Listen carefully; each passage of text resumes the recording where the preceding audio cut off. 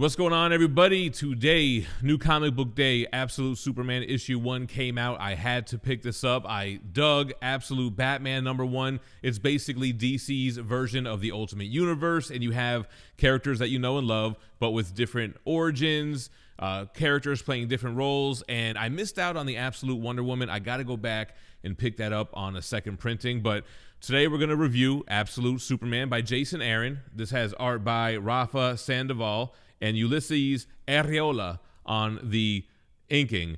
I did pick up DuckTales #1 from Dynamite just to show some love. Shout out to Nick and everybody over at the team. DuckTales issue #1 comes out today as well. But for now, let's jump into Absolute Superman issue 1.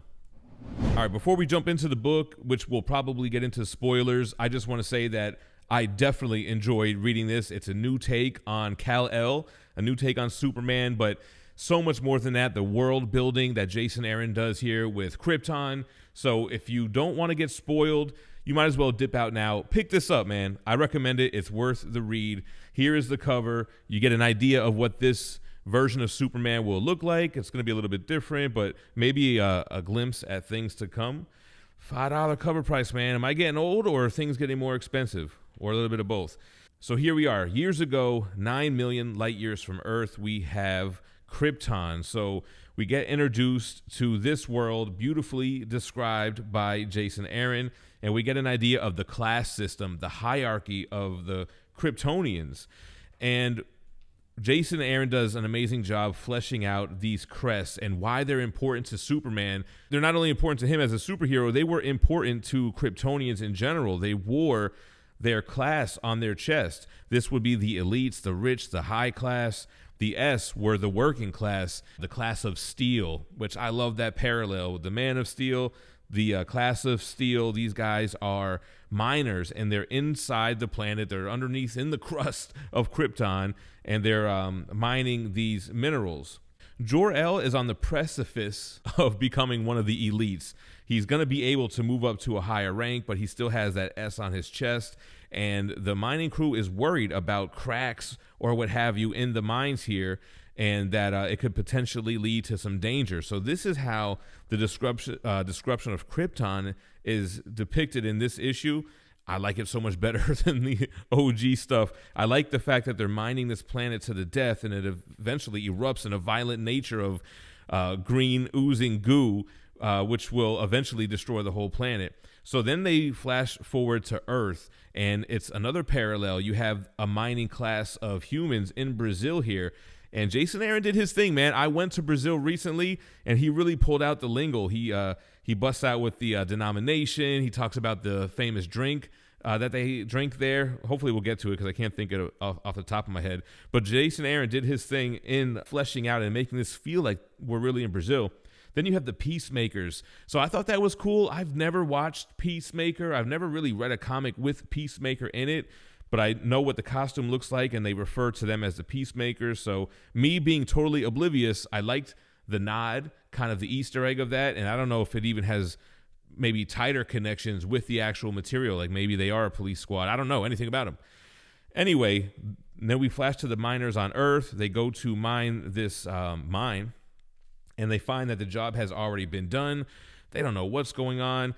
The Peacemakers allude to, hey, this is just like what happened back over those other mines and such. So somebody is helping the miners like do their work for them as they're getting severely underpaid for, what is it, $200 million of loot. They're getting paid, fractions of pennies on the dollar. Then it shows us what happened that previous night. We get a shadowy figure running through the streets. He speaks to one of the miners, and he can see them with his x-ray vision. So we know that is Kal-El.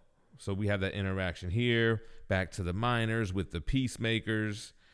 Here we see Kal-El, and what you have to realize is that Kal-El seems to be talking to somebody. He has like this inner monologue with himself, and what we don't know yet. Is it AI? Is it tech? Is it the suit? More on that to come. This is the first time that he gets ran up on by the Peacemakers, and he retaliates, showing us his strength for the first time. Turning the page gives you that money shot. This page hits so hard after reading that, and then boom, you get that full size page of what looks like a young Superman, a young Kal-El with this black suit. It's giving 90s vibes, but with the classic red and yellow crest on his chest. I dug it.